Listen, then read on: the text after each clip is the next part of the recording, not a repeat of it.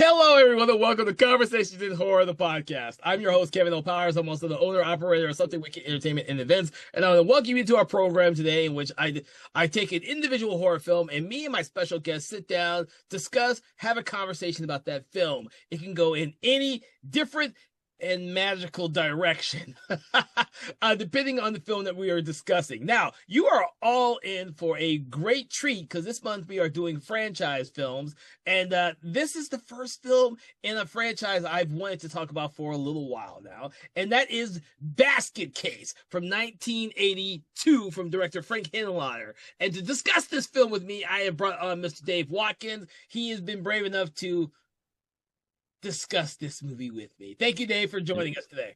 So I guess the big question is, what is actually in the basket?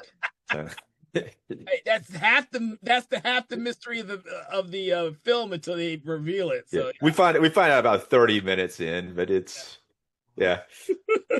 So I had to ask, because my story for this one is very wild. What was your story for this? When did you first come across this film? What were your general impressions of it? You know, I saw it on TV. I believe it may have been a movie channel because I do believe it was. There's definitely a scene near the end where there's some male full frontal nudity, which is very jarring when it happens. But I remember that pretty good, that being in the film. So it must have been an unrated version of it that wasn't on TV. I remember it. Yeah, I thought it was a little rough around the edges watching it. It definitely didn't seem, it seemed very low budget, but it has some cool stuff. It's funny because I actually saw the sequels, I think, before the first one. And rewatching it this time, I thought it was even rougher than I remembered it. One thing that, I watched it on Arrow 4K UHD upgrade. They upgraded it, but when you're watching it, it still looks like not that good. But even though it is an upgrade, there's a reason for that, why it doesn't look as good as you would expect, because it was shot on 16 millimeter film instead of 35 millimeter film. This movie's got an independent spirit to it, that very low budget, and I do admire it. The more, like, when I'm looking into it and seeing how less of a budget they had and what they did with it. But another weird thing that they did was they shot it with the aspect ratio of 1:37:1, which makes it like a box, like a TV screen, which that's the way they originally were shooting films back, say, like Stagecoach was shot in 1:37:1 before they started shooting things in widescreen. So when they played this in the theater, they actually zoomed in and made it widescreen to 1:85:1. But it's actually, when I was watching it this time, I was like, why is it like there's black bars on the side of it when I was watching it on the television screen. So interesting. So I was actually surprised that you said that you probably watched the sequels before this one. I definitely watched the sequels before this one, before watching this one, because the video stores around my house, and there was 3 of them. I remember really clearly. I had seen the second one because one of the video stores I went to had the box, but the VHS was broken. So no. I always saw the box on the shelf, and I was always pissed off because I could never see the movie because the movie didn't exist, and they just never took the box. But maybe I did rent it. Maybe that's why I saw it unedited. That makes sense, actually. Yeah. Well, I rented the second one because the box for the second one looks so damn cool, so I watched the second one and immediately loved the movies. But I didn't see the first one till maybe now, probably about 12 years ago, 15 years ago, somewhere around there. A friend of mine that I worked with let me have or borrow her copy of the movie because I was like, fuck, I could never see this damn movie. And that's when I finally saw the first one. The second and third one I've seen many times. You're right. This one I've only seen twice before rewatching it for this podcast. I had not seen this one as much as I had seen the second and third one because I've seen those many times because I just never owned it, never had it. Yeah. Right. It's weird. And we'll talk about the ending when we get there, but this has an ending that doesn't work for sequels. However, they made sequels, but when I was watching it the first time, I was kind of surprised by the ending because it doesn't work for the sequels. But the sequels are a lot higher budget. They're a lot of fun. This one's a lot of fun too, in a different type of way. But I mean, the sequels are definitely like they're a lot. There's a lot more of a budget, and they seem a little sharper when you're watching them. Well, yeah. Oh, well, yeah. I mean, the only reason why I kind of gravitated towards this franchise is I'm a huge fan of the director Frank Henenlotter, due to his Brain Damage, which was one of the films I Right? watched a billion times as a kid when that originally came out. Yeah, Uh, it's a great movie, Brain Damage. Yeah, I kind of followed his career after that fucking yeah, movie. yeah. Not Basket Case. Basket Case is not this franchise that got me into him. It was Brain Damage, which I Yeah. still absolutely love that movie. Yeah. Brain Damage. I used to have a book. It was like I think it was like I think it may have been. It wasn't Leonard Maltin. It was like maybe it's Entertainment Weekly's like 100 best horror movies, and Brain Damage was in that one. It's like the 100 best horror movies. It was one of them in there, and that was what drew me to Brain Damage. Yeah. Yes, interesting. Yes, it's like I've seen most of his films. Pretty much probably all of his films. I think I haven't, but the thing was that he reminds me of a much better H.G. Lewis because he had his own style, his own aesthetic. He liked violence in his movies, and he had some weird fucking stories that no other filmmaker would attempt. This is such an odd movie that when you tell people who are Yeah. not horror fans, they kind of look at you funny. Yeah, I guess. I was surprised though watching it this time how like um just how rough it was. And I mean, I'm not really trying to say down. So I guess I still appreciate the movie like I said, but it was just like a lot rougher than I remembered it, especially the acting, except for the main character. But a lot of the supporting characters are like really amateurish. Yeah, yeah. I think that is part of the allure for this. It's got that 42nd Street kind of film mentality to it, like Street Trash, and I'm trying to Yeah. think of some of the other movies back in those days that people kind of gravitated towards that they just liked because they were grungy and they were Yeah. their indie spirit all the way. And Right. that's how I see this film. It's grungy and it's gritty. It has that really pronounced film grain because it's 16 millimeters. It also has like a very like nice like New York, Manhattan, Yeah, like 'cause they shot it guerrilla style out in the street, and you get to see New York in that time period before it was kind of like cleaned up, so it still looks really grungy in those areas. It looks very authentic looking. A lot of the shots, even got a shot of the Statue of Liberty in there yeah. that like they tilt down into a scene from it. So Those were all. I guarantee you, those are all shots that were stolen. They just kind of got no oh permission. yeah, Shot those shots. Another one of those yeah. one of those grungy type feeling movies. I was trying to think of, but I couldn't. Was Maniac, the original Oh Maniac, yeah, yeah, or anything that William Lustig did as well. They had that old school grungy feel to them. That's what this movie feels like. And so you need to have that mentality when you go into this film because it's not going to be one of those horror films that are refined. yeah. It has a very Indian grungy spirit to it, and you can either like those type of films or you can loathe those type of films. Well, it's either going to be you're either going to like it, tolerate it, or not watch it, or you're going to turn it off. Yeah, that's another way of putting it.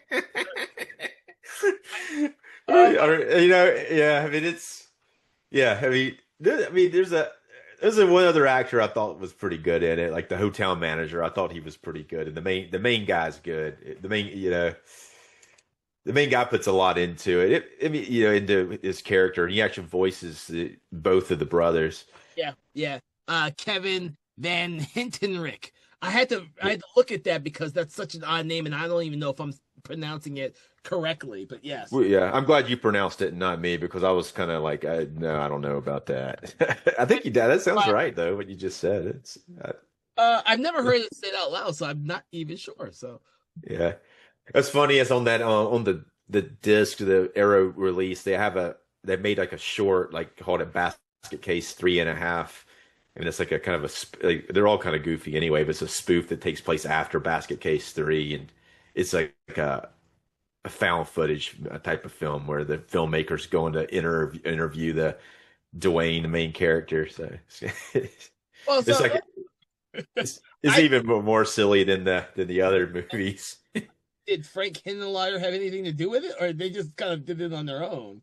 I, I'm not sure on that. It doesn't say. I didn't get a lot of information about it, but there's a very bizarre interview with Frank Henenlotter, only voice, but there's another guy sitting there with no clothes on, and he's acting like he's the director, and then and then the director's asking him questions.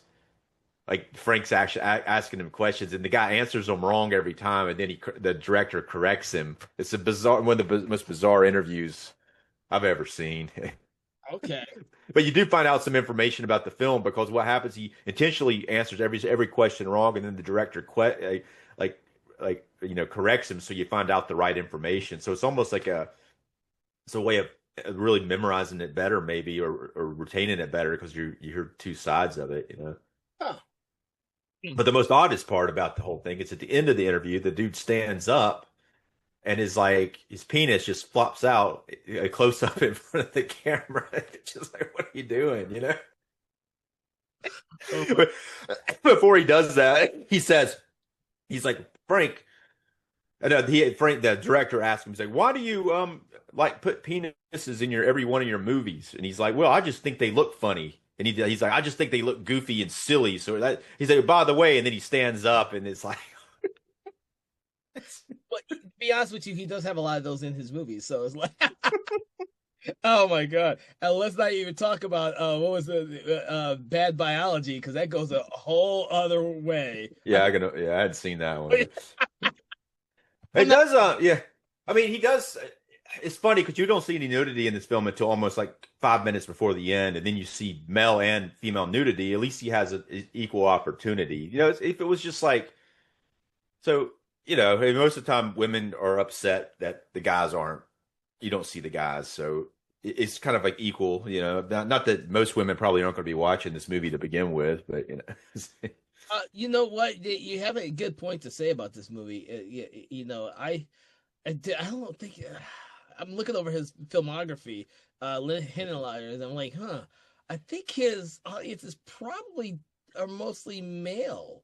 I could maybe think that there might be a small female audience for Frankenhooker, his kind of like campy cult movie, but yeah, that's been released again by I think Synapse Films. I didn't buy it yet, but it has a new 4K release. It looks pretty awesome.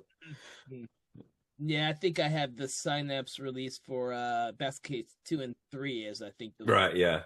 I got those too, Blu-rays though, but they look pretty good. Yeah, they look good. So, we can't talk about this movie or this franchise without talking about our main two characters, Dwayne and Belial, who are Siamese twins of a different kind in this film. And despite the fact that, like we discussed a little bit earlier before we start recording, that Belial doesn't show up for a good 30 minutes in the film because he's kind of hidden. Well, we see it. He's there. We see what we do see is we see the basket. He's in the basket, and we see his point of view sometimes, and then we also see his hand occasionally. Yeah, but surprisingly, you see him on screen like 30 minutes in, so it's kind of like I was almost expecting them to wait until like 45 minutes in, so you get him about 15 minutes earlier than I was expecting. Same here. I kind of thought about that too. For the first time, because when I had seen the second and third one, and he's prominently in both those two, so there's no trying to hide Belial in the second and third one. But when I saw the first one and realized that they were trying to hide him, I was like, oh, okay, so I might not see him for the first 45 minutes or so, because they're going to try to keep it a secret for a long time and what's in the basket. But it could also have saved it for the very last scene. I was like, how low is this budget was the question. Well, you watch it is like, is he not going to appear until like the last scene? You're not going to find out what's in the basket until then, that would have worked too, though. I mean, it could have worked. Yeah. You know what? I only made note of it when I was rewatching it. Is the stop motion animation they used for Belial the couple of times he's in I'm like, I wonder how much money they had in order to accomplish that, because that's the extent, really, of the special effects that they have in this film. Because everything else is practical effects. Well, I from the interview with the director, that was really weird. What he said with that is that he did those himself, the stop motion stuff. Oh, Yeah, he did that shit. So it probably didn't cost any money because he had the little toys or whatever, and he sat there and moved them around for you know what it takes for damn ever to do that. yeah, So someone else did all the practicals. He had like several other guys work on the puppets for the Bilal puppets. So I mean, there's actually a pretty good bit of that type of yeah, like yeah. in there. But yeah, but those stop motion because they had to use stop motion for when you see Bilal move around like in a wide shot without any because most of the time they're able to puppet him, but if you're going to see him actually move without a puppet or without an actor moving him, you have to had to at the time do stop motion animation. Yeah, there was two sequences I made note of that in for the film is like, oh, because I said I hadn't seen this one as much as I seen the second and third one, I had forgotten about that in this film. Yeah, yeah, it looks kind of weird when it happens, but it's still kind of cool though. Stop motion animation is always a lot of fun to see. Yeah. Especially in horror films. Horror fantasy Yeah, films. We love our stop. yeah, yeah. I Uh mean, it's clearly like for I don't know how people today feel about it because today like people are used to CGI and he would just be easily just move him around with CGI, but here, like I don't know. I mean, I wonder. I mean, it'd be interesting to ask somebody what they think about stop motion animation when they see it. They're probably like, "What is this? What is this?" when they see it. oh, that would be who sees this movie for the first time and knows nothing about it and seeing stop motion animation in there like that. Interesting. Yeah, yeah. Well, that's maybe some of the people listening to our podcast today, people who have never even heard of this film, much less realize that there are three of them out there. Uh, you know, Yeah, I really thought this was like before rewatching it this time. I thought it's been so long since I've seen it. I really thought it was like a lot bigger movie than what it is. I think it's a somewhat well-known movie. For some reason, I thought it was up there with like I guess other type of these type of films. Like what is the other one? It's Alive. It kind of reminds me of that, but It's Alive clearly had a larger budget. But I thought it was. This one's probably more entertaining than the first It's Alive, but the first It's Alive still pretty good though. yeah, and the thing is, these movies in this in this era, this '80s, were allowed to get away with a lot of different types of films. We've been talking about '80s movies since the inception of this podcast, and they all are so different from one another because the '80s was like the time where every filmmaker was experimenting, and this is a huge experiment in that regards. And it's Yeah, surprising yeah. that there were more of them. Like you said, this one kind of ends very definitely. He has a definite end. So I mean, it is very creative. We spend like, and especially the way that it's paced in a way. I think we spend like the first like 30 minutes before he's revealed to, but the main character Dwayne has a basket and he shows up. He's walking down like Manhattan Street, and which is pretty cool. He actually went out in the middle of the street, and there's a guy trying to sell him drugs or whatever he wants to buy, prostitutes or whatever. And then he goes into a hotel. This hotel, they did all this. It's not really a hotel. I think it's an apartment. They made it look like a hotel. They even made the sign outside of somebody's one of their apartments. They made like a hotel sign that becomes very prominent in the last act of it. But you see it a lot though. It's like the Hotel Broslin is the name of it. But it's like a seedy hotel. He goes into the lobby and there's like several guys hanging out there just acting really bad and amateurish. well, But they're kind they of live there. They live at this hotel and they just spend their time down there with the hotel manager. yeah, It's just bored, I guess, yeah, they're just bored. Especially the one who eventually decides to try and steal from Dwayne later on. He's just always hanging around. Um, Yeah. What's interesting though is about the money though, because how much money's changed. Because he pulls out a big wad of cash and he pays for the hotel, and it's like $20 a night, like 20 friggin' dollars, and that's all it is. But all those guys in the lobby are like, "Holy moly! Did you see how much money he just pulled out of his pants?" You know? yeah. One of the things I do want to discuss is the fact that for the people who've never seen this film, it is the plot for this film is very, very basic. I think that selling point is Belial and what's in the basket, because it is essentially these two brothers who are on a revenge. I don't want to say journey, but a revenge. Journey, trip, I, revenge. yeah, I didn't want to say journey because, but journey's I guess a good word. This revenge journey on the doctors and the people who were responsible for separating them because they were Siamese twins. That is a that and they don't know who the people are, so they have to go from one doctor to another to figure out who they all are or were, because they were very young when they were separated, and now after Dwayne's aunt has passed away, he and Bilal have struck out on their own to do this. And I'm assuming that I've always assumed that because that's how it seemed, like you said, the wad of money in his hand. I'm assuming he got Yeah. that wad of money as an inheritance, and the thing that he and Belial are doing are kind of avenging themselves upon the people who they believe desecrated them. Like they, So yeah. So what's interesting is like when we don't know about this for a while. I think it's about like 45 minutes or 50 minutes into. It's right at it. I think about maybe 45 minutes in. It goes into an extended flashback yeah, sequence that shows all of this. It really like it shows it all.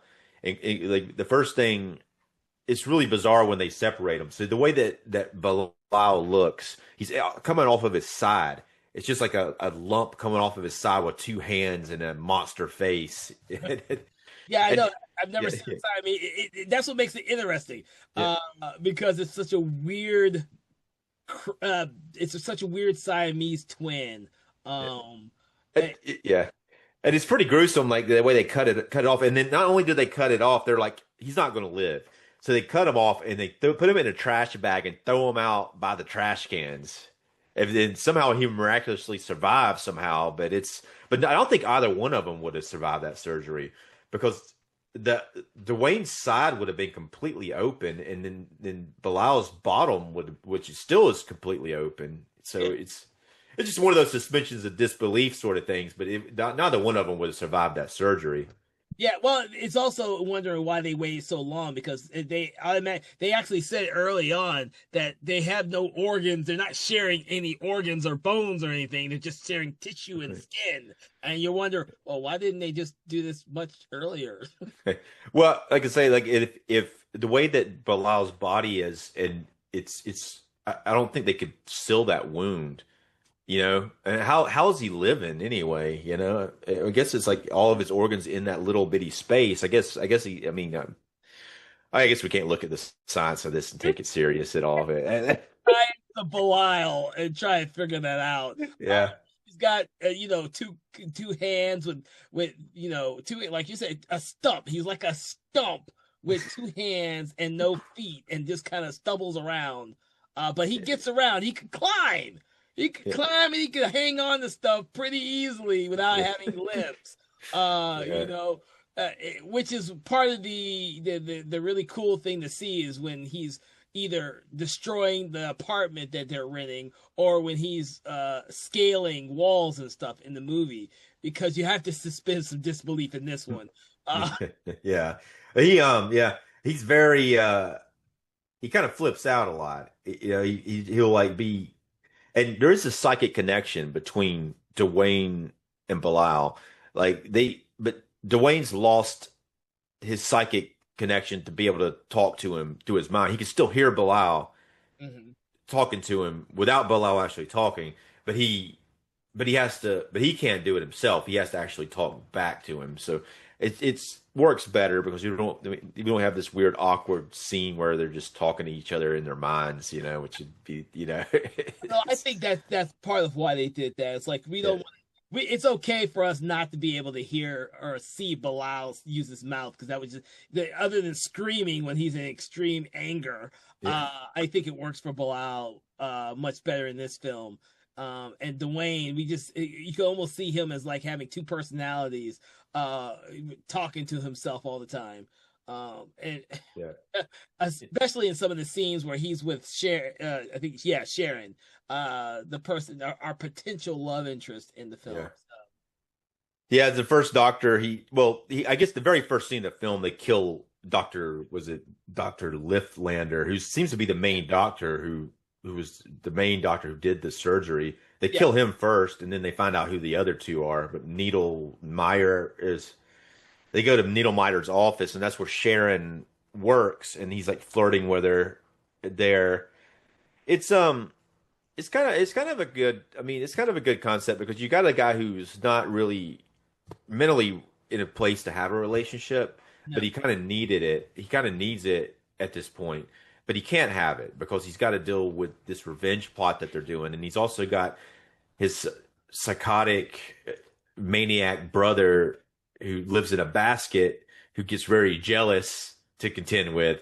But I think like psychologically, maybe he did need that relationship, but he knows that he tries to push her away because he knows that he can't have it really. Yeah, yeah. I that's one of the things I really liked about the story aspect of these two characters. Dwayne and Bilal are so different from each other, and Bilal is the stronger one, not just physically but mentally, because Bilal is the one that kind of pushes Dwayne to do what they're doing. He wants vengeance on the people who were responsible for separating them. It's not Dwayne. Dwayne's just doing what his brother tells him to do. And he knows that they can't have a regular relationship with normal people because all Bilal does is talk to him in his head all the time, like all. Yeah. So Yeah, it's yeah. That's why he gets like mad. He gets he got madder than hell. He got left alone. He wakes up. He's left alone in the apartment or the hotel room, and it's when he starts tearing up the place. Yeah. So, well, and that's interesting because you got these two characters who's only relied on themselves and maybe their aunt their entire lives. But now, once they ventured out into the real world outside of that house, they're being exposed to so much other stuff. And But so, bro, yeah, yeah. The thing about that reminded me about them and the dad. Like they kill the dad. Like I guess Bilal does, but he does it in a way we never see in the rest of the film. He gets like a all these tools, including like some kind of big ass saw thing, puts it on a wheelbarrow on a ramp. The dad walks in, and then they let it go, and it kills the dad. It's kind of funny you never see him make any more contraptions like that. no, no, I didn't think about that till now too. Because I don't know if Bilal did it or if Dwayne did it because it's a pretty like it's a pretty big like wheelbarrow with a bunch of like pointy tools on it, including that one saw blade that's just like you know it's Yeah. it looks like it's almost like it has to at least be like over 20 inches. It's probably like a 3 foot saw blade that's spinning and it comes right down and gets him. I But always considered that was the one thing that Dwayne did, but I could be wrong because Bilal is so damn powerful and strong that he could pretty much do anything he wanted to, really. Um, yeah, but I would think Dwayne did it, but we never see him do anything like that no, again. Um, but the dad dies. But what's interesting is then the aunt comes in and then she accepts Bilal. And it's like there's like a pretty cool sequence when she's sitting there reading on both books, and Bilal's just sitting there like a puppy listening to her read the book. So it's you kind of do see that he has the capacity to behave and also probably to love. The aunt, he doesn't kill her, mm. but once she dies, it's like it's on. We're going to go kill these doctors now. It's, And the thing is, it's maybe a plot that has been utilized a lot in horror films, especially. But it's interesting in this film because that's like almost in the background when you consider that this film explores the relationship between the brothers and the outside world. Especially when Sharon shows up and yeah. tends to fall for Dwayne hard and fast. Yeah, hard and fast. And then she's like, there's like the one scene where they're like, she goes like, she tells him that she wants to show him around New York, and he's like, look, I really didn't want to show you around New York. I just said that because I like you. She's like, really? I didn't want to show you around New York either. I just said that because I like you too. I know. It's so weird the way that the director shoots their intimacy because they start kissing and it's like boom, close up, Yeah. right on the kiss. It is like, man, it's like he just like can't stand it, man. He like loves that kiss. He's got to get in there and get that close shot every time they do it. It's like, Wait, I got double check. Yes, this was his first feature. I couldn't remember if this was Hindley's first feature, but it was his first feature. He does a couple of shorts yeah, before then. yeah. He did a short before it, the slash of the knife that they're discussing it a lot on the behind the scenes footage, but it's apparently a lot of the actors, including the main character in this one and the hotel manager, were in it. Mm. But yeah, I mean, yeah, this yeah, it's just funny the way he treats that relationship. But the way that the revenge plot's treated too is like a mystery because you don't know what they're doing. You don't know they're trying to get revenge, and it becomes almost like a revenge or slasher for the three people that they're killing. But you don't know until the flashback sequence exactly what's going on with that. You know, it just kind of seems a little random Yeah. for that. There is a random dude that gets hurt pretty bad in the theater because you remember he goes into the movie theater just to watch a movie, and then there's a dude in there that like because they're in New York and he's like comes over. You think he's gonna be doing some gay shit or something the way he's dressed. He's got like a wife beater on, but he comes over and steals the basket because Dwayne falls asleep and he just steals the basket and he opens it up and Bilal like messes him up pretty good, you know. Yeah, he doesn't get killed, but he gets messed up pretty damn good. Yeah. Because Bilal doesn't always kill everybody, but yeah, he got messed up pretty good. And you see Dwayne rushing to get him out of the theater. Yeah. But Bilal like when he kills people, he's pretty gruesome about it. He's pretty because that first guy that gets killed, he attacks him and then he's on the ground and then his hand just comes up and like mauls the dude's face and you see like blood spray all over a book, which Yeah. it's pretty brutal, really, the way that he does stuff. Well, that's the other great thing about the movie is that for a movie in the early '80s, it's brutal, just like I said, the like movies like Maniac were extremely brutal in that day and age because they're gruesome and grungy and brutal. Which makes this movie stand out because it may be a low budget film, but the kills in there are pretty damn good when you consider. Yeah, and I'm pretty sure the first time I saw this film, I was all about the kills. That was like the selling point to any movie. It was like, it's like, hell yeah, see what he just did to that guy. I kind of get the impression too because it gets even crazier in part 2 and 3, and that was probably why I love the franchise so much growing up. The part 2 and 3 because it gets so fucking crazy. Yeah. That second guy they killed, like the Needle Man dude. They even get more gory with that guy because then he gets him and he actually rips his stomach open and then he's like ripped in half, which they talk about somebody else being ripped in half earlier. So here you actually see him do it. Mm. That's when you see him for the first time, like the Bilal when he's killing Needleman. All of a sudden he's like coming out and he's crawling up the wall and shit. Yeah.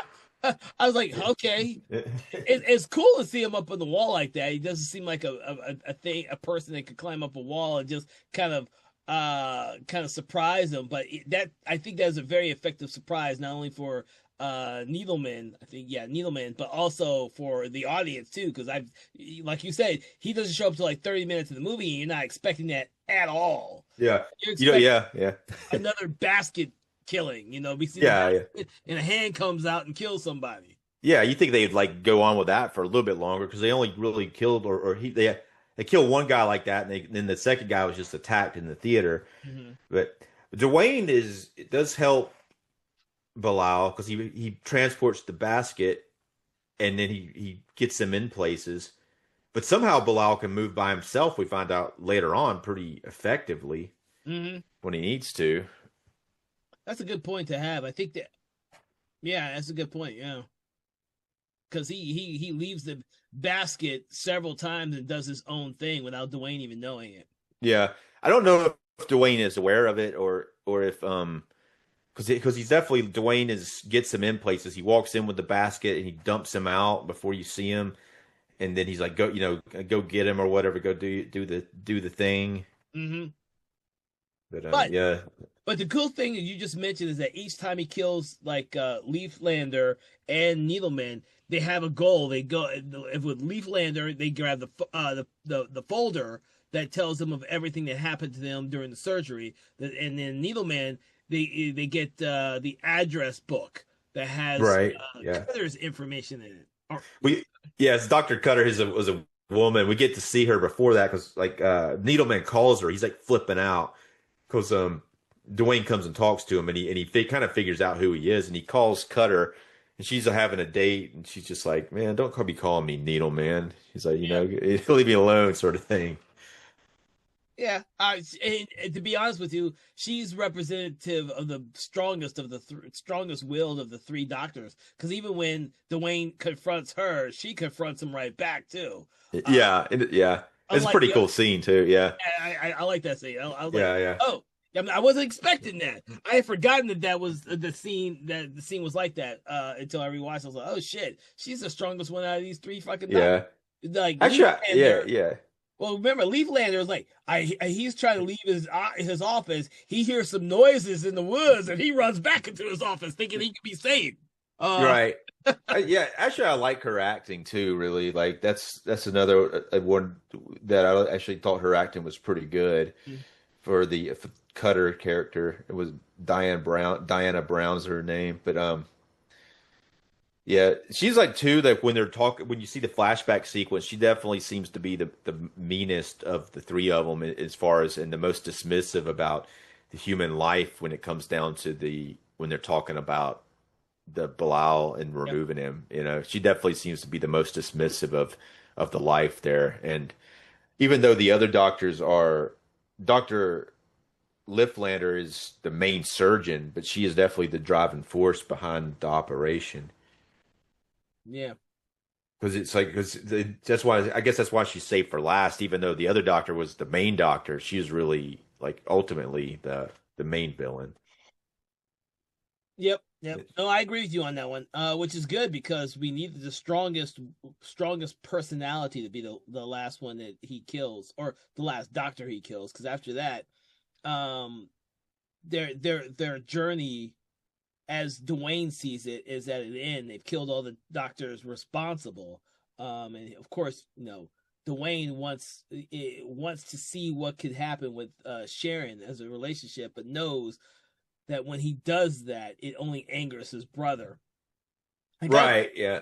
His brother's probably lost at that point. Well, because he's been doing the revenge thing, but before that, he was pretty content with the aunt. He was like cool with her reading him stories, but he has been I think what's happened during the course of the film is that he's having like a bit of a sexual awakening because there's like that other woman he ends up going in and almost getting her, but then still in her panties instead. And Casey. Casey, yeah, and she seems like she's a bit of a call girl, but then later on doesn't seem that way, but I don't know. Yeah, yeah. No, that's a good thing you bring up because I almost forgot about that one. Yeah, I think you're saying that what they're going through and Bilal feeling what Dwayne is feeling as he is going after Sharon awakens some type of sexual drive in him, and he goes after Casey without Dwayne even knowing it. He sneaks out and Yeah. he sneaks into her apartment room through the window, and eventually, like you say, steal her panties. So we kind Yeah, of he brings them back to the basket so he can smell them later or whatever. yeah. But it's It may seem yeah, odd for this movie, but it'll come in play in the sequels. yeah, yeah. No, it actually works in the movie too, Yeah, though, because it works because it does like bring about what happens at the end of it. yeah, Because he is experienced like probably Dwayne's having the sexual stuff for the first time too, yeah, and then but he's like since they're psychically linked, it's a different type of like he's almost like the id version of a person like Bilal is, and he's actually doesn't want to just have sex. He'd rather just take the sex or try to rape somebody, which he tries to do. no, Which I don't know how effective he is at doing it, because I don't even know because he doesn't seem to even have a penis as far as I can tell. But doesn't matter. He has kids. He has kids in later films, so it's all yeah, good. yeah, maybe he does. He must have a penis. Yeah, yeah. Okay, we'll talk about those other ones later. But one other, they do kill another random dude, even though he was provoked. A guy that comes in there and tries to steal their money from the hotel room lobby. That guy does get killed. O'Donovan. Yeah, yeah. It's funny though, like the hotel, there's all this drama keeps happening and all in the hotel room, and then there's so many people in the hotel. They all like hear noises coming from the apartment room, and the manager comes up, and like good like 10 other people are all just every time they're just like, "What's going on in there?" Mhm. Bunch of really weird like eccentric people live in the hotel area. But That is the angry mob that we are used yeah, to seeing in monster movies like Frankenstein and other ones. That's how I saw them. The angry mob yeah, yeah. that just kind of comes out when they hear of a monster. There's a monster. There's a monster. Because Casey's screaming, "There's a monster. There's a monster." There's all this racket going on in that room. It's a monster. Someone, yeah. That's how I. That's how Yeah, oh, yeah, yeah, definitely, I definitely. always take those scenes. I was like, yeah, Belial is a monster. Especially considering I think it's the first time when he destroys a room after realizing that he's been left alone and that his brother Dwayne is with Sharon. He destroys the room, and where is he hiding? He's hiding in the toilet from all the Yeah, people. yeah, Normally you wouldn't see him hide, but that's one of the few scenes where you see him like literally he realizes what he's done and he's hiding in the toilet so he doesn't get yeah. seen. But how Like does he even fit in that toilet anyway? He's a little too big for that toilet, but he does how, it. how does he fit in the basket, dude? If you The look at how big baskets. Yeah. we only see his hand, and his hand seems to be almost normal size coming out of a basket. I'm like, where the heck is the rest of his body? Yeah. Suspension He, of disbelief, Dave. yeah, yeah. It's funny that when he comes out of the toilet, it's like a Yeah. Ghoulies moment. The It's a Ghoulies yeah, moment. yeah, Oh my yeah. god. Yeah, I think it's probably before Ghoulies, but it's Oh my like there's a point in which like all this stuff keeps happening. The manager at one point walks down the hall and he just screams into the air. He's like, "This isn't a hotel, it's a nut house." yeah. That hotel manager probably had a lot less headache before Dwayne and Bilal got there. Yeah. Yeah. I like the way he has to come up and handle everything. It's like he's like something happens, there's screaming, panicking, hysteria. He comes up, he has to investigate himself. I kept thinking he was going to get killed, but he never does. But which is good though, because he's not like a bad dude, he's just like he's the hotel manager and he just has to come see what's going on. And then it's like luckily nothing's going on as far as he can tell and he can leave. But Well, yeah, because even when all that money after, I think it's after the whole ransacking of the apartment, and Donovan and all the people are in the room. Donovan sees the money and it's and lying around, and the hotel manager is completely oblivious. He says that he sees no one's there, and what does he do? He pushes everyone out. Like yeah. he actually knows that Dwayne has lots of money potentially in that apartment, but he's not apt to go in and search like O'Donovan does. And of course, O'Donovan goes in and searches and gets killed for his troubles. So Yeah, yeah, which brings the cops and yeah. it's funny like there's a few like some people I kind of believe, but the cop actors I didn't believe them for a minute that they were really cops. They just kind of they're definitely kind of that and Dr. Needlemeyer, I didn't believe he was a doctor. Sometimes when when you have like some of those type of professional characters, it's just like I'm not buying it. Well, no, Needleman comes off like a charlatan. Like Yeah, he comes off like one of those people who never got his doctor's degree or his license, and he's just practicing and getting paid to do it when he legally would be probably put in jail for the rest of his life or something for fraud. That's Needleman. And right. Yeah, yeah, Cutter is a vet. She's a veterinarian. She yeah, treats yeah. pets. And so the whole ideal of this operation to separate these Siamese twins is such a ludicrous ideal with these people involved. Uh, you know, and it lends to the kind of ambiance that this film has. It's a shady hotel where, hookers and people normally just spend hours instead of days there. It's on a grimy Yeah. street where you can pick up a hooker on every 5 feet if you want to. Yeah, in fact, that first dude comes up to him. He offers him like 20 awful things. He has like he just rattles them out. He's like, "You want some drugs? You want some this? You want some that?" And he names off like 20 things. Man, I can get you some girls. You know, So, I it's really weird when I was rewatching this film to kind of really assess it because of the fact that of the aesthetic of it of the time period in which it was released. Um, yeah, I don't think a lot of modern day audiences are going to get the film as well as if you had at least seen it, in the 90s per se, like the 2000s. This film would, if you didn't really watch it or don't know about it or can't appreciate it for the time period in which it's Yeah. made, you won't. Maybe yeah. Yeah, maybe they will. I mean, it's like a time capsule in a way because it kind of does capture the way that New York looked during that time period.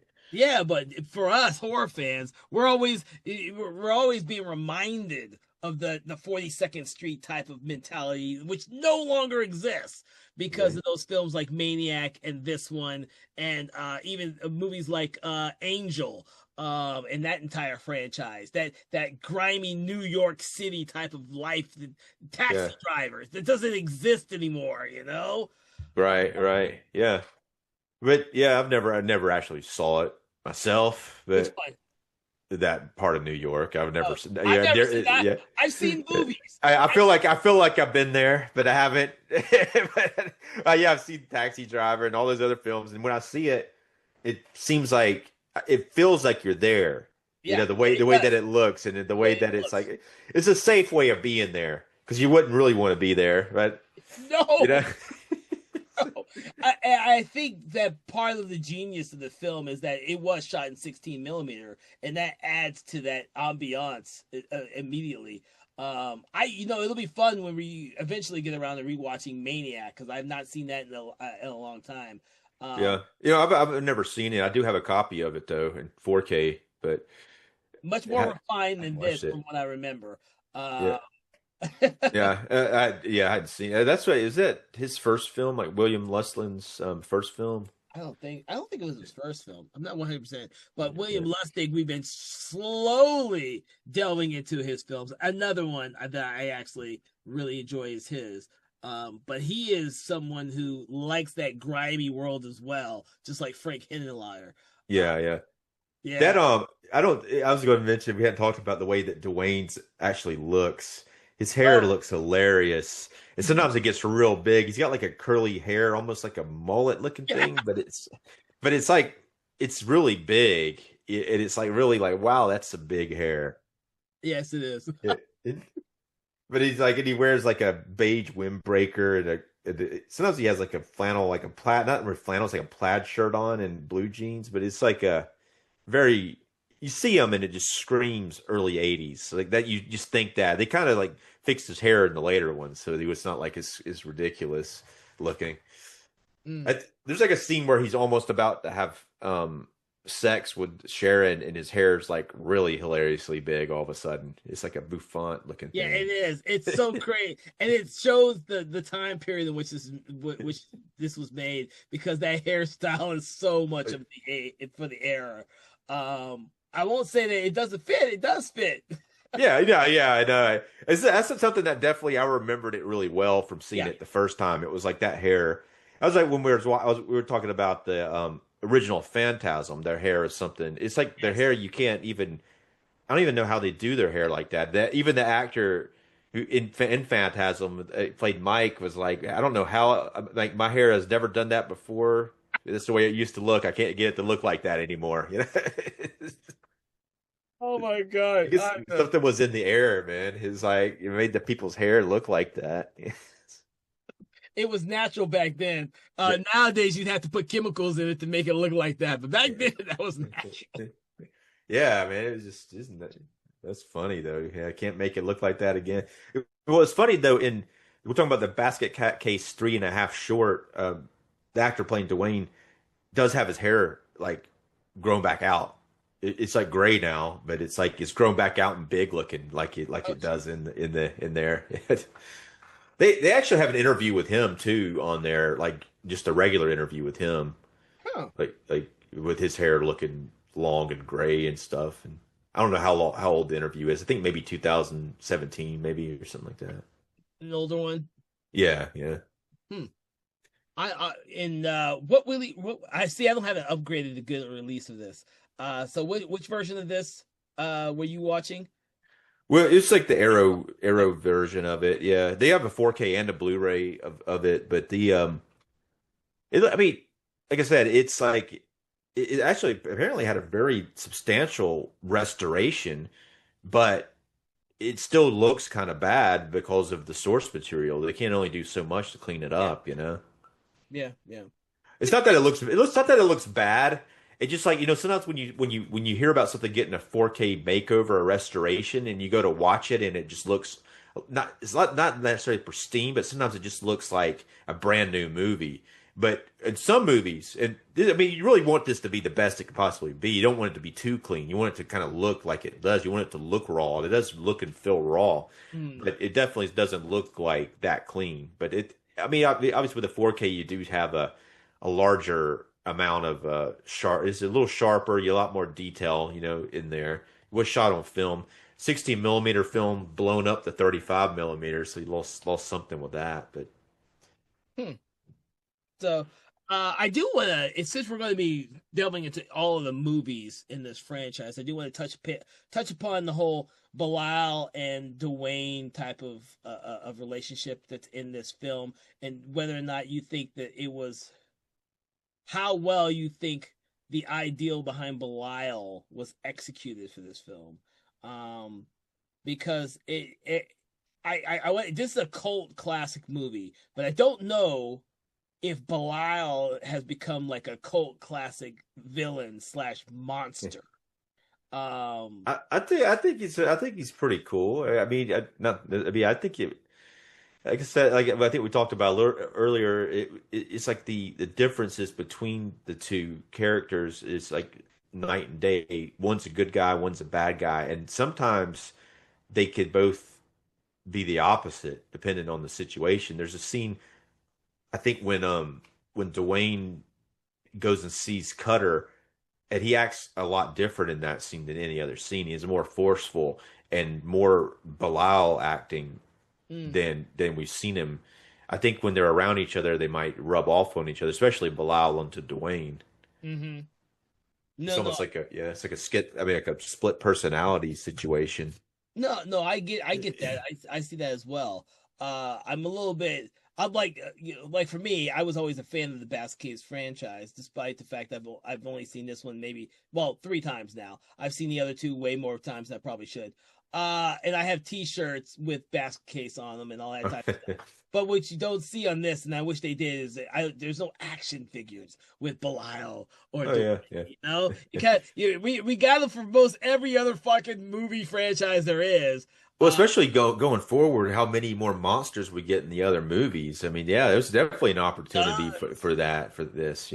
Yeah, there's tons of them in the other Yeah, movies. And I'm like, yeah. wow, this could have been something that could have spawned off to even a more recent remake or another sequel or what have you. I don't For some reason I can't recall how the third one ended, but could have thought that Hinterlier probably could have resurrected this franchise when he needed the money because he hasn't done anything in a while. Like, to be honest, Well, yeah, I do have a Belial enamel pin that came with the Arrow oh, Blu-ray, which looks pretty cool. So it's like I like those enamel pins. You seen those? I've seen some of them. I've never Yeah, seen one of Belial though. That's yeah, interesting. And I'm not yeah, surprised. yeah. With some of these re-releases and these upgrades that we can buy in physical media, they have crafted some interesting action figures and accessories and some cool shit with them. Yeah. That you just can't find in like a regular store. So I am glad that there are people out there who like us fans and continues to produce stuff to kind of give us more stuff with these franchises we like, which is one of the reasons why I wanted to pick on this franchise for this franchise month. Is like I don't hear a lot of people talk about it except for in like the deep horror circles. And I'm hoping that our conversation is going to kind of open the floodgates for more people to seek this franchise out. So, Right. Yeah. I think the biggest thing would you got to be like you got to have your mind right to watch this one. I think yep. because if you go into it thinking it's going to be a polished horror film, you're not going to get that. But it does have an exploitation type of feel to it too. It does feel like an exploitation film kind of mixed with a monster film, and you know. so I mean, I think it's pretty cool, but it was definitely not as it's not like I remembered it. I thought it was a lot more polished than the way in my head I remembered it. I thought it was a lot more polished than the way that it actually is. It's very. Some parts of it seem amateurish. It's there's some very like imaginative stuff that's put into the film. Hmm. And it did it dawn on me. I finally, when you mentioned It's Alive, the other filmmaker that I wanted to mention for this type of era of film was Larry Cohen. Yeah, yeah, I couldn't right. remember his freaking name to save my life.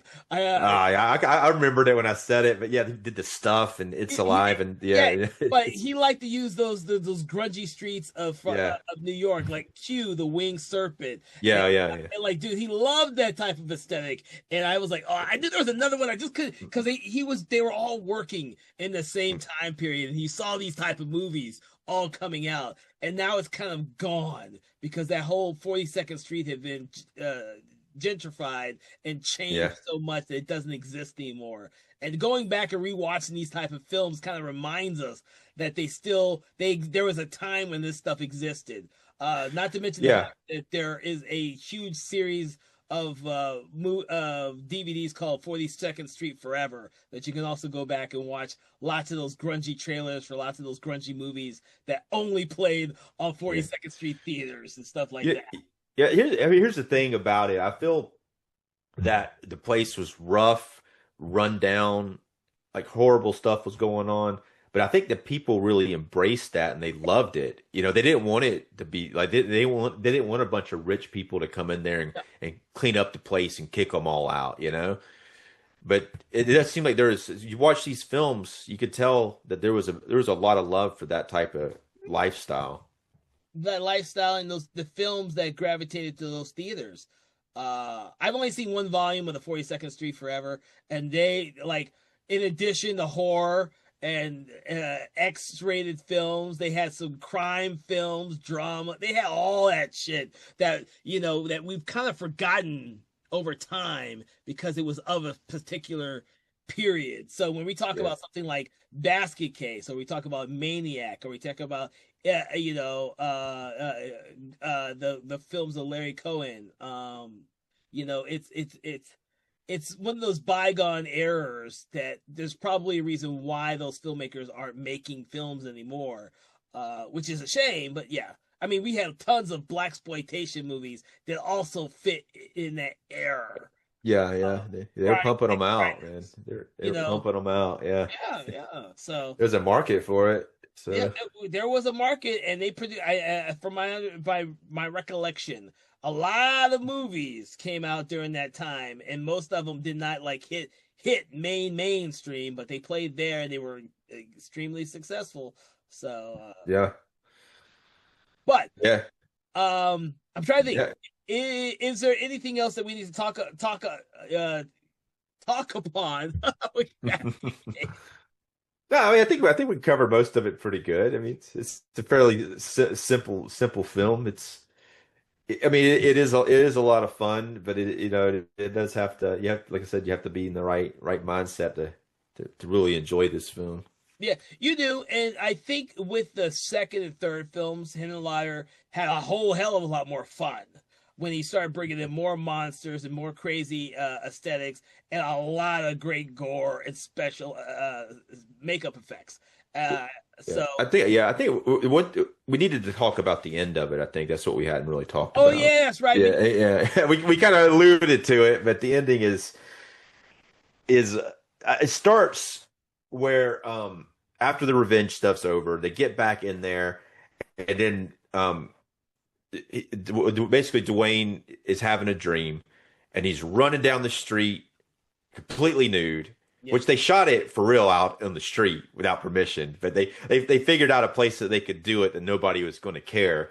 So they went out there, and then he's running nude in his dream. But as we've seen before, and in some of the other parts, it's kind of like a psychic link where Bilal could be moving in while he's asleep, and it's actually Bilal is him in this scene. It's not him running nude, it's Bilal running somehow. But then he goes into Sharon's room. Sharon's asleep in the bed, pulls back the cover. We see her breast, and you see um, Bilal's hand come up, start caressing her nipples and stuff, and he's trying to rape her. And then Dwayne wakes up and he finds out he knows what's happening because he watched through Bilal's eyes him getting there, and then he runs to Sharon's house.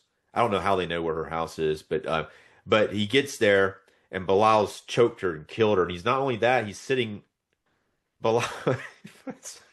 So Bilal's like still bleeding out the bottom for some reason. I don't know if he always bleeds or if he's bleeding just in this scene, but he's sitting over her crotch, like trying to screw her, and he's bleeding all over. And it's like he's I wasn't sure the first time I saw it if she was dead or not because he doesn't kill her the way he kills other people. He chokes her, so I thought maybe he just knocked her out, but I think she's dead for real.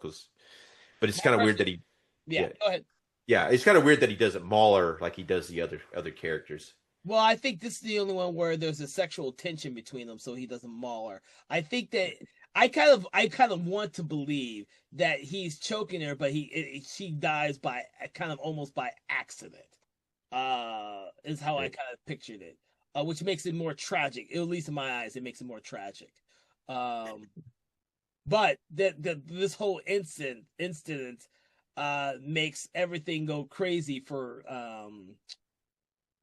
Dwayne. Dwayne. Couldn't think of his name for a second there. Yeah. Dwayne.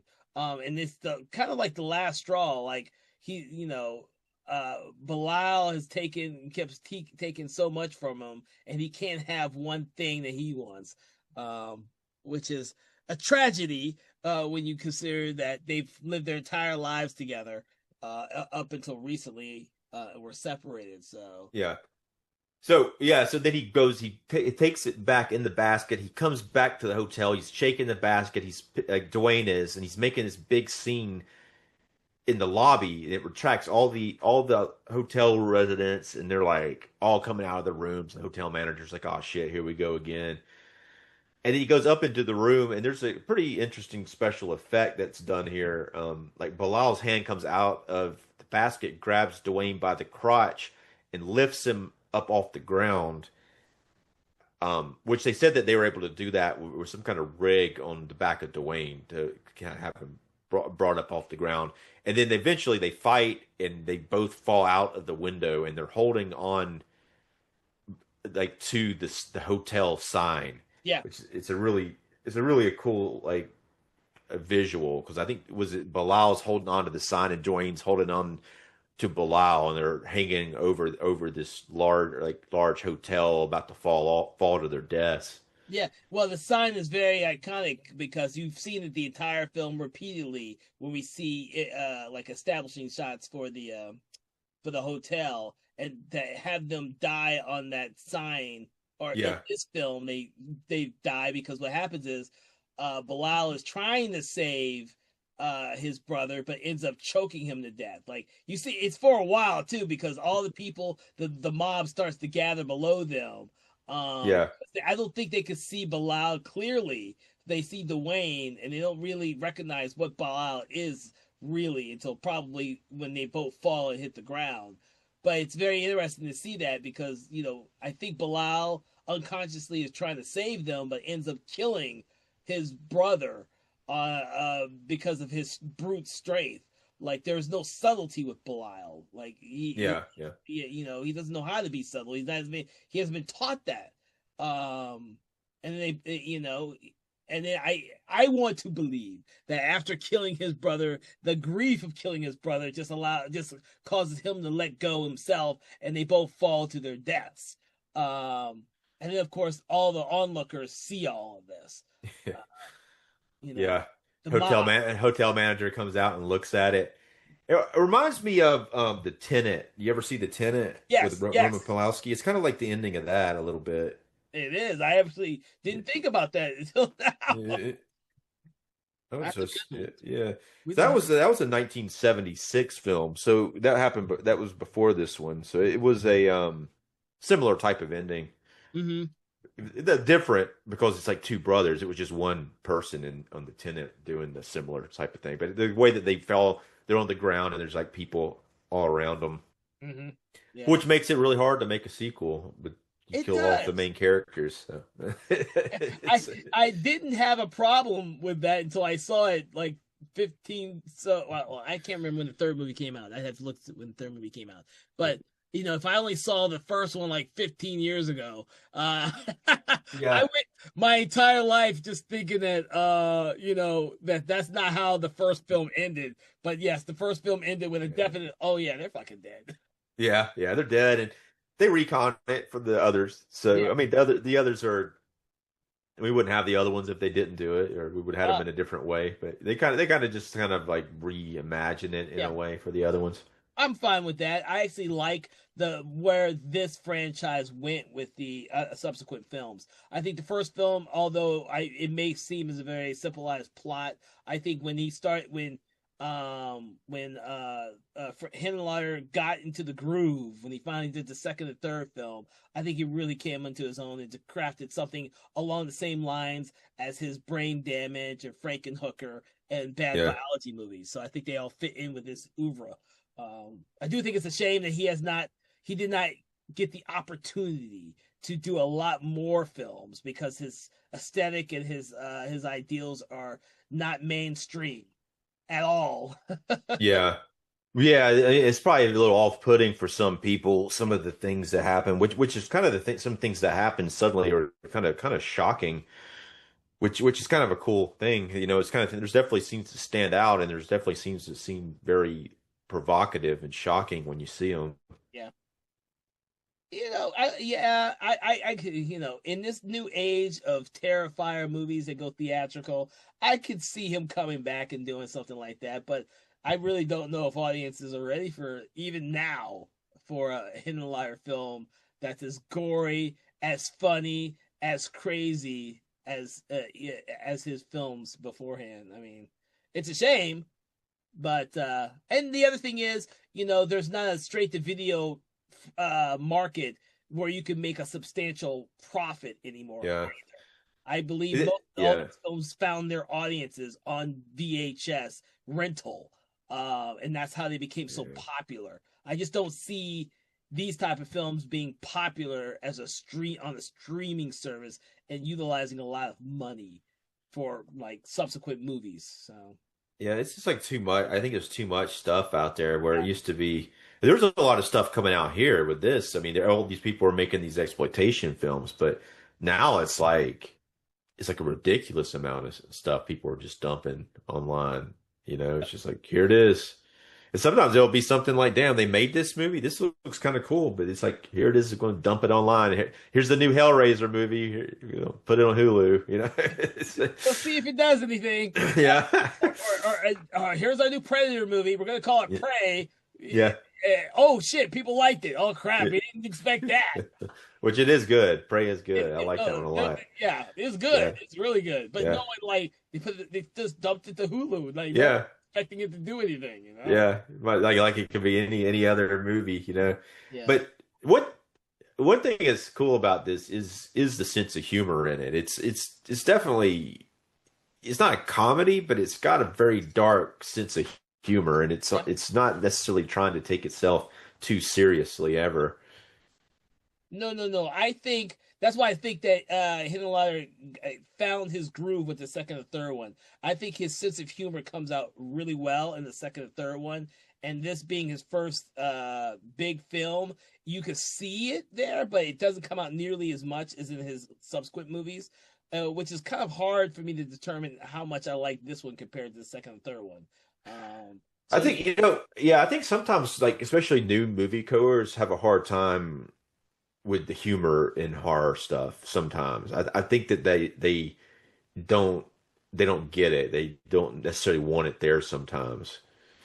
it's a catch-22. You got these people who don't watch horror films a lot saying they need the comedy to break up the horror, and then you have us horror fans who say the comedy ruins a lot of horror films, and you gotta figure out where it falls in between. Yeah, I mean, I think it's definitely like you got to get the right mix. I don't like it too Right. silly. I don't like it too silly because it becomes like a spoof at that point. But I do like humor in a horror movie. It all depends on every movie could be like we're talking about Army of Darkness, that works, but it's very goofy. And but it's a lot of fun. But then another movie could have just a slight bit of comedy in there and make it more of a like a darker comedy. But sometimes when people hear the term dark comedy, they don't get it. They don't know exactly what it means. They may not even dark comedy. The comedy might be so dark you don't even notice the comedy, Yeah. or you don't understand that the comedy's there. Yeah, I agree with you on that. I think there are a lot of people who have different opinions of what makes a dark comedy a dark comedy. Um, and it's hard to find a good balance between the two if you're going for that type of atmosphere and not something because some people will just think that dark comedy is camp. Yeah, yeah, that's what they think, but Yeah, it's not though. it's I not. mean, Yeah, I agree. it can be, but like they see the words dark comedy and they think, oh, that's not for me. I can't handle that. This is Yeah, gonna be too goofy, you know? yeah, yeah. Which is a shame because some people just miss out on some great movies with Yeah. that mentality. But Yeah. But even like say we talk about Terrifier films, it has comedy in it. I mean, it's definitely there's a very dark sense of humor to it, but people might not get it. They might not, I mean, they might not notice it. They might like think, man, this is what I'm seeing here is crazy, but at the same time, there's a very underlying sense of dark humor in all of those films. yeah, yeah. Yeah, there definitely is, and I think that's one of the appeals for why those films were so popular. To be honest with you, um, I kind of see these early these Frank Hinenlayer films as early versions of those because he didn't care about the violence or the humor or how crazy the premise was. I got to get that sense with the Terrifier filmmakers. They Yeah. that or any of these filmmakers out there making these extreme gory horrifying versions of popular fairy tales, if you don't get in your mind that they are trying to go for some dark gory sense of humor, you're going to miss that when you watch some of them do really well with it, some of them don't do so well with it, some of them just make it really dark, and Yeah. it's a delicate balance because when you walk into a film that's kind of a riff on Bambi, like Bambi the Reckoning, you cannot go in thinking it's going to be serious. And as a filmmaker, you can't take it too seriously. You need to have that sense of dark humor to balance it all for audiences' expectations. It's Bambi the Reckoning, you know.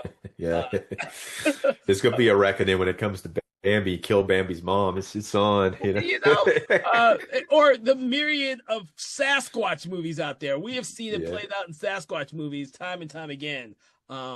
And this one here has a Belial monster in it, undefinable Siamese twin basket case looking monster in it. You have to have some type of suspension of disbelief in an ideal of it's gonna be at least a little bit dark in the humor because it's gory. It's gonna be funny. You have to go with it because if you can't, you won't be able to enjoy the movie, or you're gonna turn it off, like you said. You won't even get to it. You'll just turn it off. So, Well, after watching the first scene, and oh yeah, somebody one of the actors starts to talk, you might be turning it off. It's that first actor on screen, and he says a few lines like, "Okay, this movie is not for me." oh Jesus, yeah, you're right. You're right about that. So, all right, Dave. Anything else we need to discuss in terms of basket games? No, let's get into it, man. Let's All rate right. this thing. So, I want to thank you, Dave, for joining me on this conversation in which we discuss Basket Case. For everyone out there who's listening, what we love to do is we love to rate the film between 1 and 5. 1 being poor, 5 being amazing. But we like to do something a little different by attributing a prop, quote, or saying out of the film to our rating. What is your rating, Dave, and what prop, quote, or saying do you attribute to your rating for this film? Man, let's do. I'm gonna do Belial, the brother, the Siamese twin brother. Um, this was a tough one to rate. I would probably rate it lower after I first watched it than now after we've talked about it some. Hmm. I'm going to give it three Belials, 3 and blocks. yeah, I think it's there's something here though. I think it is like very unique film. It's very dark humor. It is kind of amateurish, but it is at the same time it does have that indie spirit that I love in the film. And I really feel like the main actor really like put a lot into what he was doing with the Dwayne character, and he voices Bilal. I think he really committed to that role. So Yeah. Well, I'm going to give it 3 too, but I'm going to give it 3 of Bilal's baskets covered in blood. I I'm always, even though I haven't seen this film nearly as much as the second and third, and I'll probably have much higher ratings for those 2 films because I just love watching the second and third movies. This one is like kind of because it was Hindenleyer's first film, and I'm a huge fan of Hindenleyer. I give it a little bit more leeway. Also, there's not a lot of films out there from this era that I rewatch and I enjoy. Like, I can tell you, I've only seen Maniac twice. I think it's a great movie. It's not a film I'm going to go back and rewatch to enjoy it. It's not that type of fucking movie. But yeah. this film, I can go back. This franchise, I can go back and rewatch. Like I said, I've seen the second and third one many times. You know, I just enjoy that aesthetic and how crazy it is. Kind of like the movie Freaked. Yeah. Movies that are just crazy like that, I like. I think Freaked is similar to the sequels to this. It's not like this one. Yes. No, it's not like this one. Yeah, because Freaked is very that is a movie that has a lot of silly comedy in it. Yes. Yeah. And that's why I like the second and third one of these so much.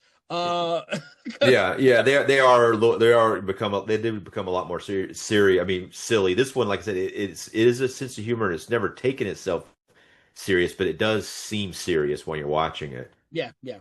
So, all right. With that, I do hope that you all have enjoyed this conversation in horror. Please make sure to check out our other episodes, part 2 and 3, because this is franchise month, and you'll be able to get and listen to episodes on all the individual films within a particular franchise. So we do want you to go out there and enjoy all the amazing episodes that we have this month. From all of us here at Something Wicked Entertainment, we want to wish you a pleasant day. And, if someone comes around you with a basket, just stay away. Broken House. Take 3. Conversations in Horror is a Broken Lighthouse Pictures production. Written, produced, and directed by Kevin L. Powers. Executive producer Kelly A. Inoka.